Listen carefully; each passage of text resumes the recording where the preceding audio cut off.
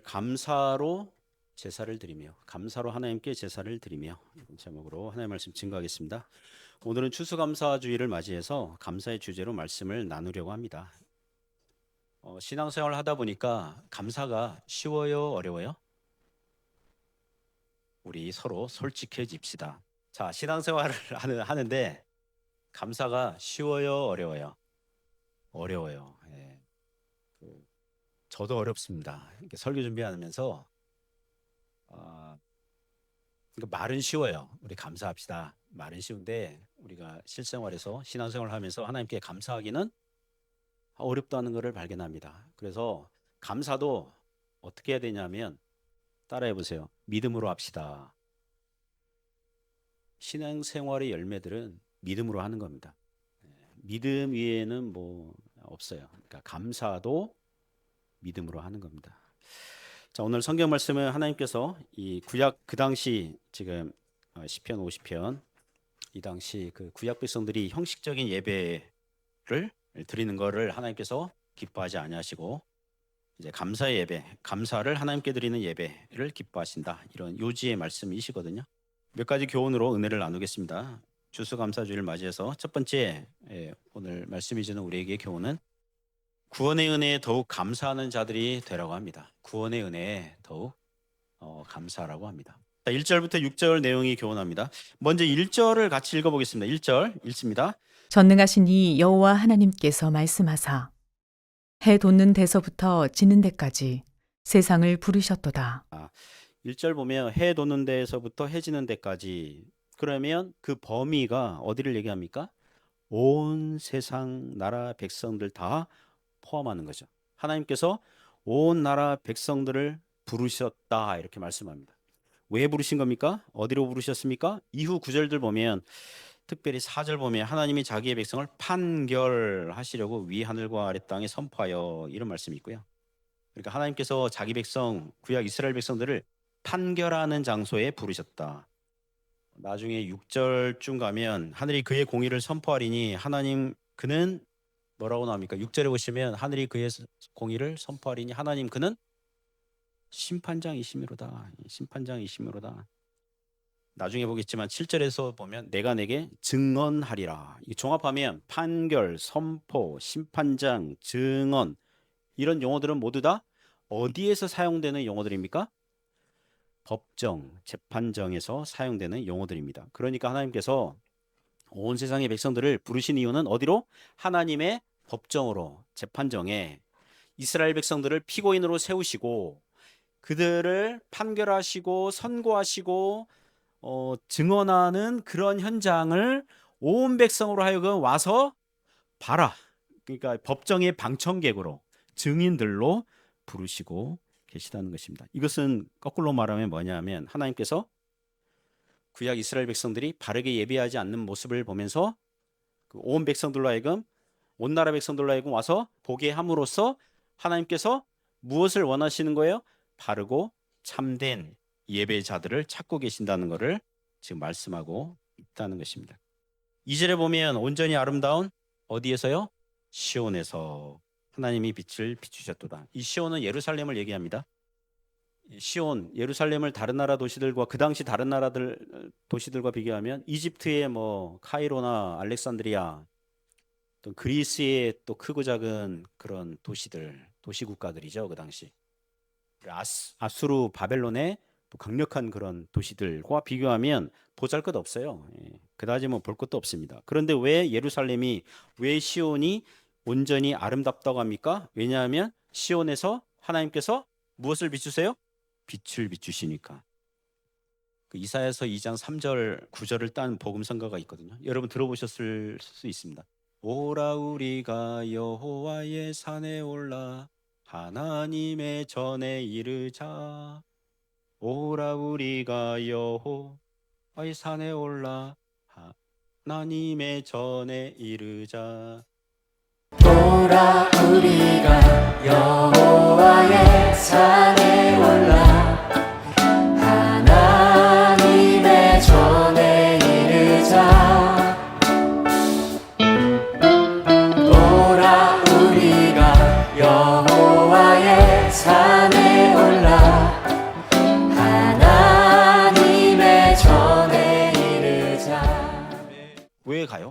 뭐의 산에 올라요? 율법이 시온에서 나오고 주의 말씀은 예루살렘에서. 오늘날 교회로 온다면 예루살렘이 이제 구약 교회거든요. 하나님의 말씀의 빛을 비추는 것을 볼 수 있다는 거죠. 3절에 보면 3절 말씀 같이 읽어볼까요? 우리 하나님이 오사 잠잠하지 아니하시니 그 앞에는 삼키는 불이 있고 그 사방에는 광풍이 불리로다. 하나님께서 오실 때 조용히 오세요? 티가 나시게 오세요? 좀 티가 난다?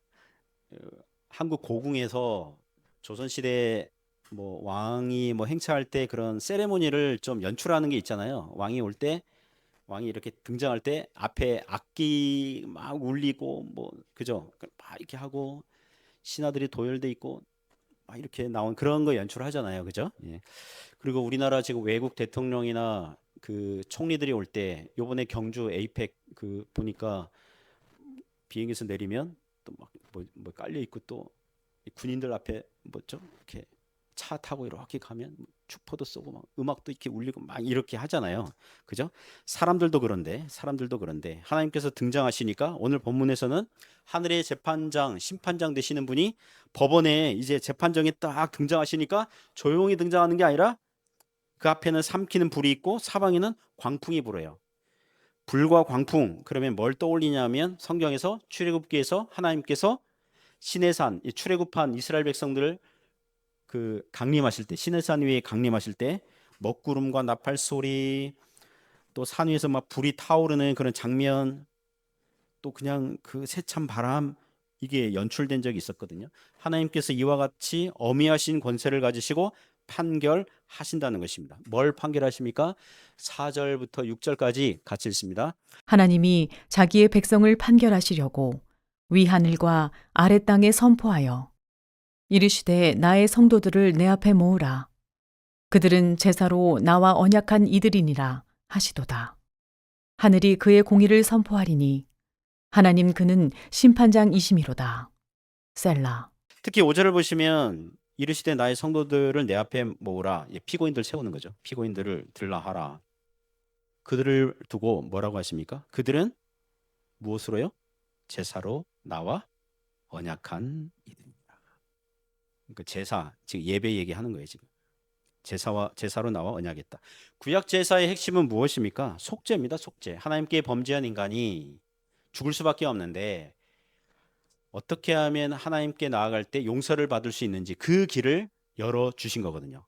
자기 죄를 용서받기 위해서 아무 죄 없는 양 한 마리 들고 성전에 와서 양을 대신하여 죽여 바치면 그 양이 앞으로 오실 세상 죄를 지고 가는 하나님의 어린 양 대신 그리스도를 상징한다는 것을 믿음으로 용서받도록 하신 것이 바로 구약 제사 그런 핵심이거든요. 이 말씀은 오늘날 신약 시대를 살고 있는 우리 믿는 성도들이 십자가에서 우리 죄를 대신하여 형벌받아 죽으신 예수님의 의와 공로를 의지하여 하나님께 나아갈 때 죄의 용서, 구원받게 되는 것을 말씀하는 것인 줄 믿습니다. 제사로 하나님과 언약했다. 이것은 예수님의 십자가로 하나님과 언약하였다. 이거 같은 뜻이겠습니다. 그러므로 오늘날 하나님께서 하나님은 영이시니 예배하는 자가 영과 진리로 참되게 예배하는 자들을 찾으시는 것입니다. 그래서 하나님께서는 우리의 어떤 모습을 온 세상에 보여주고 싶으냐 하면 뭐 오늘 본문에서는 막 책망하고 야단치는 거거든요. 너희들 제사를 똑바로 못하고 있기 때문에 책망하고 야단치는 건데 무엇입니까? 우리가 바르고 참되게 예배하는 모습을 보여주고 싶은 것입니다. 십자가 구원의 은혜에 감사해서 하나님께 나온 성도들을 하나님께서 기뻐하시는 줄 믿습니다. 참되게 예배하는, 그리스도를 의지하여 예배하는 그런 예배의 하나님을 하나님께서 온 세상으로 하여금 보여주시길 원하는 거예요. 우리가 예배드릴 때 기본값, 필수값은 예수 그리스도의 십자가로 하나님과 언약한 자들이니 구원의 은혜에 더욱 감사하여 예배드리기를 원하신다는 것입니다.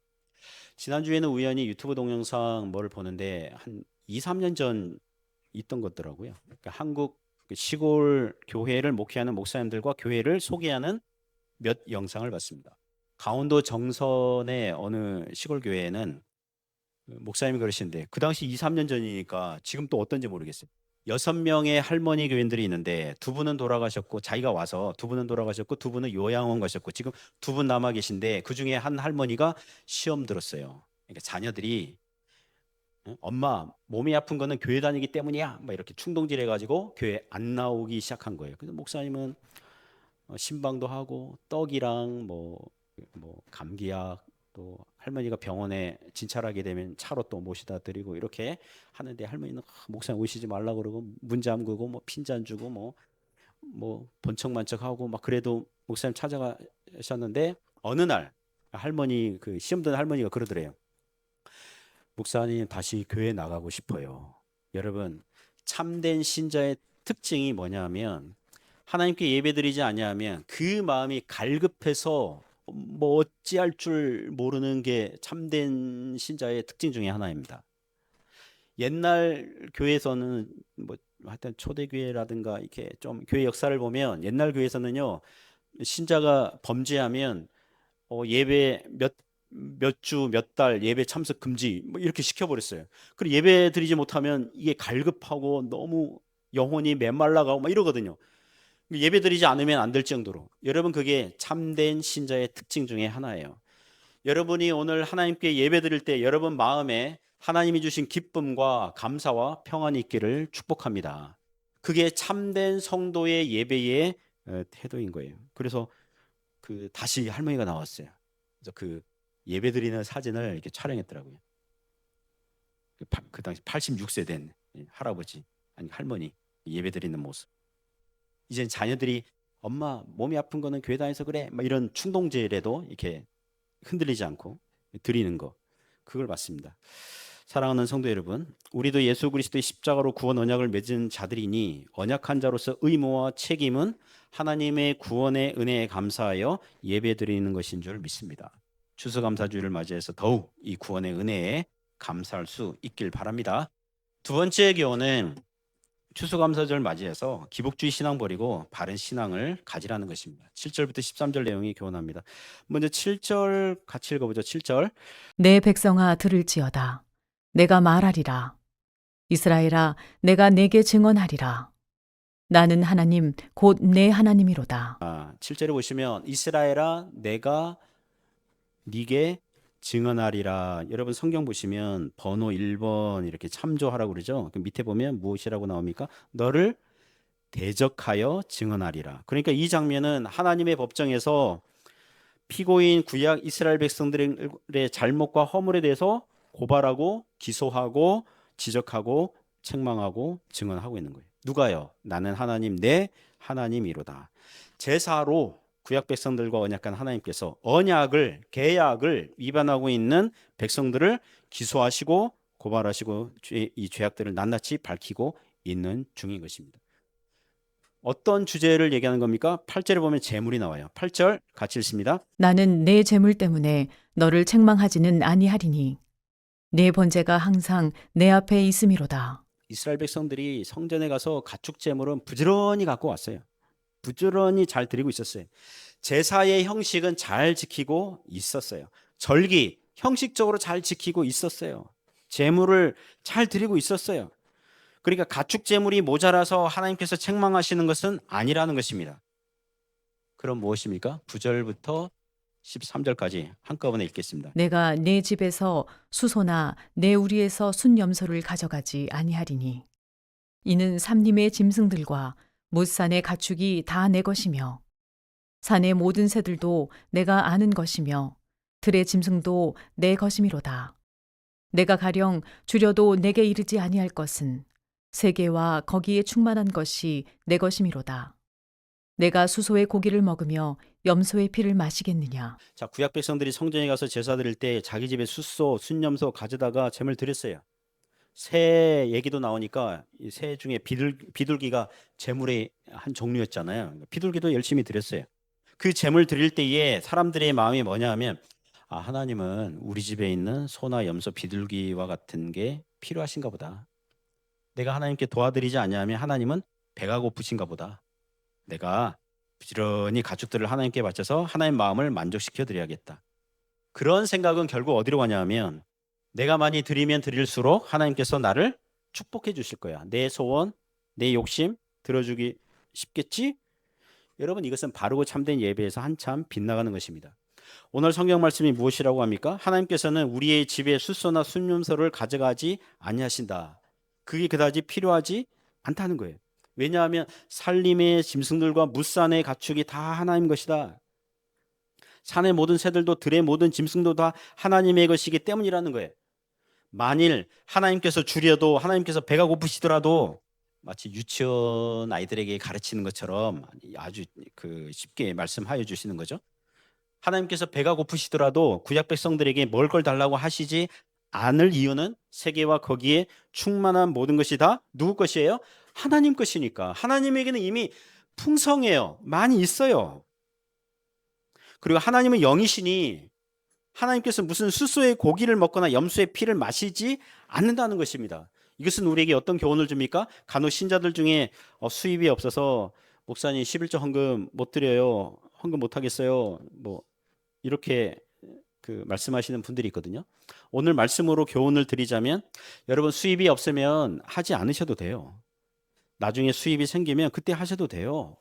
우리 하나님께서 여러분의 재물이나 돈이 아니더라도 이 세상의 모든 은행에 있는 그런 재화들과 곳간의 양식들이 모두 다 하나님의 것이라고 말을 할 수 있는 거예요. 세상 경제에도 하나님의 주권과 섭리 안에 있는 줄 믿습니다. 신자들이 별로 없는 수입에서 지나치게 과도하게 헌금하느라고, 그럴 가정은 없겠지만 자기 자녀 먹을 것도 없을 정도로 막 헌금하게 하고, 그렇게 하면 안 돼요. 통일교 같은 데서는 완전히 이단 사이비 이런 데는 그 신도들의 지갑, 돈, 은행 계좌들을 그냥 탈탈 털다고 하지 않습니까? 적당하게 하시면 돼요. 자, 그러면 이런 질문을 할 수 있습니다. 하나님께서 우리의 돈을 받으셔서 그 돈으로 하나님께서 밥 사 드시거나 은행에 저축하시거나, 하나님께서 무슨 주식 투자를 하시거나 다른 사람에게 돈 빌려 주시거나 이러지 아니하시는데, 그럼 왜 우리의 헌금을 요구하십니까? 11조나 감사헌금 같은 걸 왜 요구하십니까? 교회당에 나오는데 헌금에 대한 부담 없이 나오면 안 됩니까? 이런 질문을 할 수 있죠. 간단하게 두 가지 말씀드리면, 첫째는 헌금은 하나님의 주인 되심을 표현하고 고백하는 믿음으로 하는 것입니다. 여러분, 헌금도 믿음으로 하는 거예요. 예전에 영국의 부흥사 요한 웨슬레가 이런 얘기했습니다. 당신의 지갑이 회개하지 않는다면 당신의 회개를 믿지 않겠다.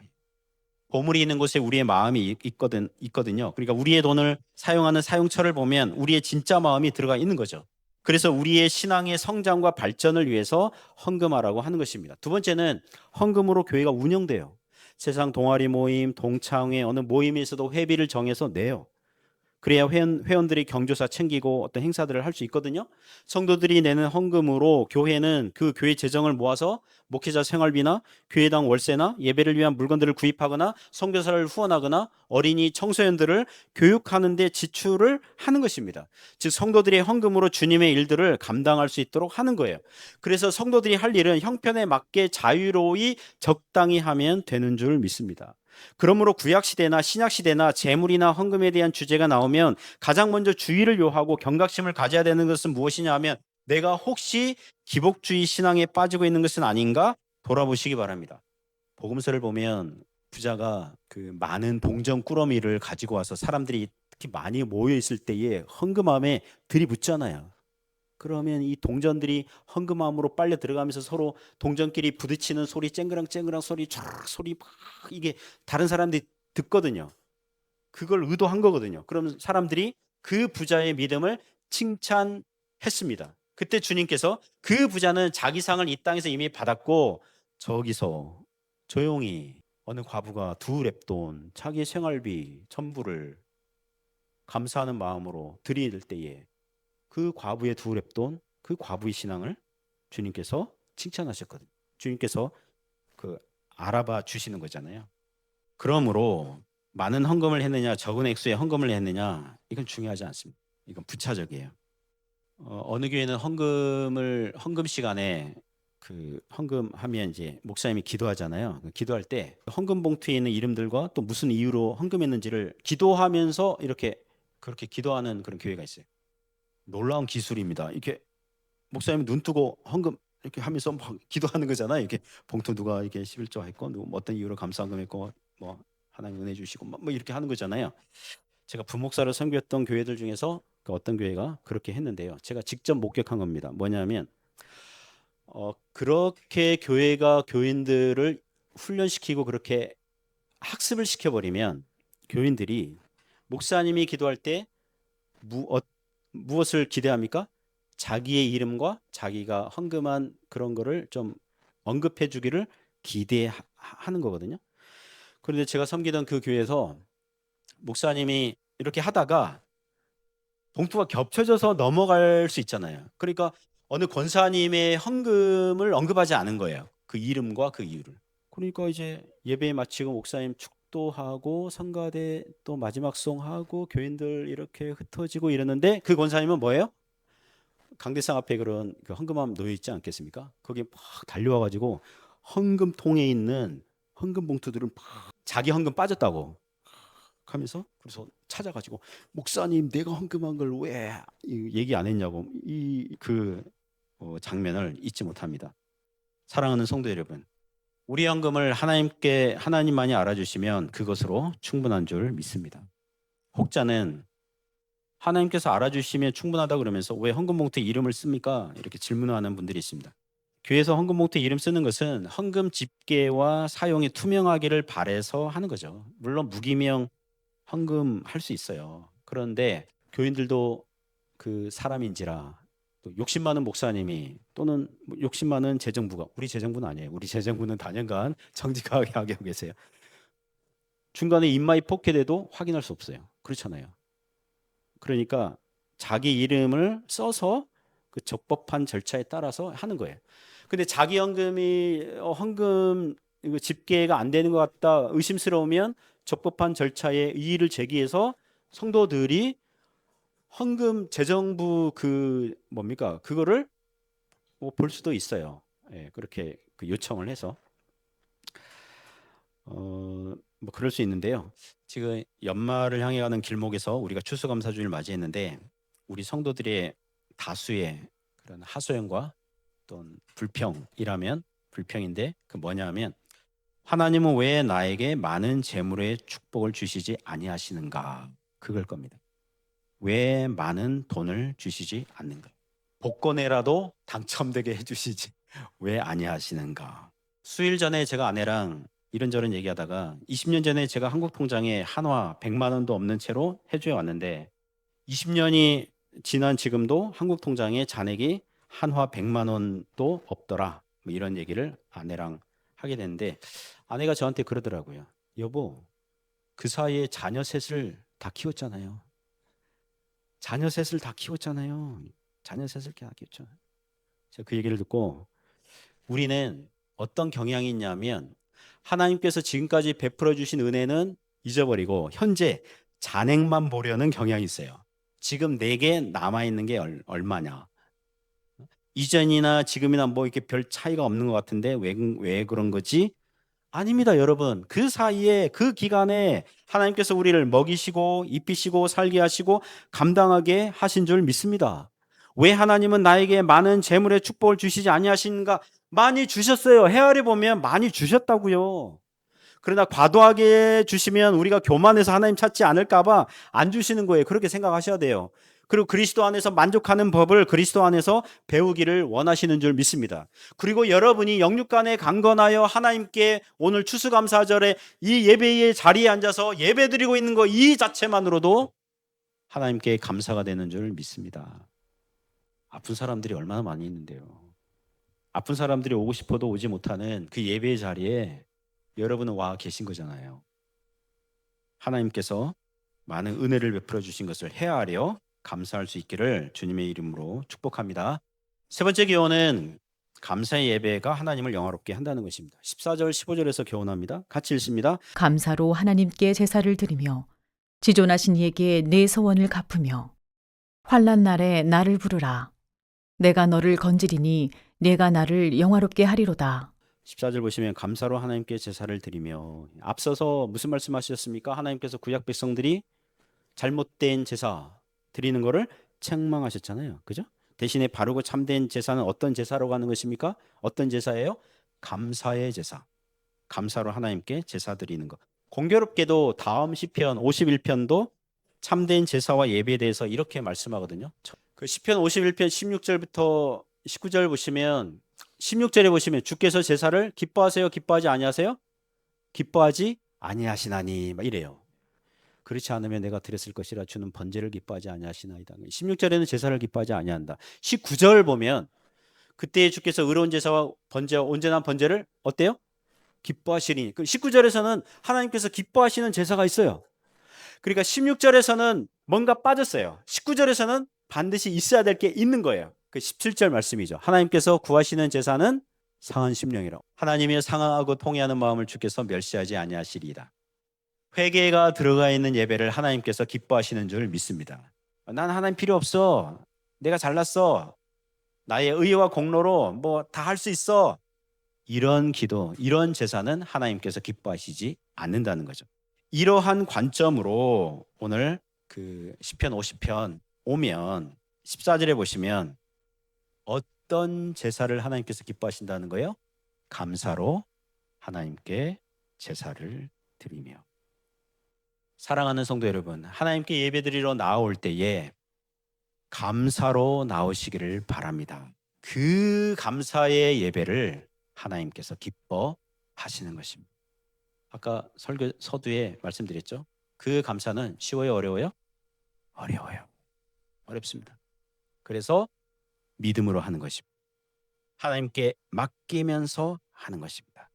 구원의 은혜에 대한 감사, 하나님께서 필요한 만큼 주시고 우리의 유익을 위해서 적당하게 공급하심에 대한 감사, 우리를 구원하시고 그리고 우리에게 봉사하고 섬길 수 있는 것에 대한 감사, 그 감사 드리시기 바랍니다. 우리는 종종 이런 생각합니다. 하나님께서 내게서 무엇을 빼앗아 가시고 나를 어떻게 하면 호시탐탐 나를 불행하게 만드는 나쁜 신이 아닌가? 이렇게 의심할 때가 있거든요. 그런 잔인하고 성질 사나운 신을 컨트롤하려면 내가 재물을 많이 바쳐서 내가 원하는 소원과 욕심을 받아내야 되겠군. 이렇게 기복주의식으로 접근을 하는 성도들이 많이 있을 수 있어요. 그거 안 된다는. 자, 어떻게 해야 됩니까? 계속 보시면 지존하신 이에게 가장 높은 곳에 존재하시는 분에게 뭘 갚아요? 내 소원을 갚으며 신자답게 살라는 것입니다. 말과 혀로만 사랑하지 말고 행함과 진실함으로 살아가라는 것입니다. 그리고 환난 날에 누구를 부르라? 나를 부르라. 왜 이런 말씀하십니까? 환난 날에 구약 성도들이 뭐 하고 있었던 거예요? 자기를 의지하고 있었던 거예요. 나를 부르라. 하나님만을 피난처로 삼아라. 엉뚱한 주소지를 찾지 말고 하나님께 나아가라는 것입니다. 우리가 하나님의 주권과 섭리를 배울 때 알게 되는 게 무엇입니까? 하나님을 사랑하는 자, 곧 그 뜻대로 부르심을 입은 자들에게는 모든 것이 합력하여 선을 이룬다는 것입니다. 그렇다면 환난 날에 하나님을 외면하고 자기 힘으로 해결하려고 동분서주하기 전에 전능하신 하나님을 부르라는 것입니다. 하나님의 손은 결코 짧아지지 아니하셨고요. 하나님의 전능하신 팔이 나약해진 적이 없습니다. 그렇게 환난 날에 부르면 뭐라고 그러십니까? 내가 너를 건지리니 네가 나를 영화롭게 하리라. 환난 날에 우리의 무거운 짐과 감당하기 어려운 일을 만날 때 우리가 깨닫는 게 있죠. 환난 날에 우리가 얼마나 믿음이 없는지를 발견해요. 우리 염려하기 쉽고요. 걱정하기 쉽고 쉽게 두려움에 사로잡히고 우리 안에 있을 것으로 여겼던 믿음이 결코 강하지 않다는 것을 알게 돼요. 그동안에 우리의 자랑거리와 우리가 가지고 있는 걸 의지하면 의지할수록 그게 얼마나 약한지를 그게 얼마나 허무한지를 깨닫게 되는 거예요. 제가 구절 2개 가져와 봤는데요. 빌립보서 4장 6절 같이 읽어보겠습니다. 아무것도 염려하지 말고 다만 모든 일에 기도와 간구로 너희 구할 것을 감사함으로 하나님께 아뢰라. 그리하면 모든 지각에 뛰어난 하나님의 평강이 그리스도 예수 안에서 너희 마음과 생각을 지키시리라. 아무것도 염려하지 말고 오직 모든 일에 기도와 간구로 너희 구할 것을 감사함으로 하나님께 아뢰라. 그러니까 환난 날에 뭐 하라는 것입니까? 미리 감사해라. 할렐루야. 환난 날에 여러분 미리 감사할 수 있기를 바랍니다. 감사함으로 하나님께 아뢰라 그러잖아요. 막 염려가 있는데 막 염려가 있고 모든 일에 막 염려가 있고 이런 일 생각하면 이런 염려, 근심, 걱정, 두려움, 앞날에 대한 두려움 막 이런 게 막 있는데 감사함으로 아뢰래요. 감사기도 하라는 거잖아요. 미리 감사기도 해라.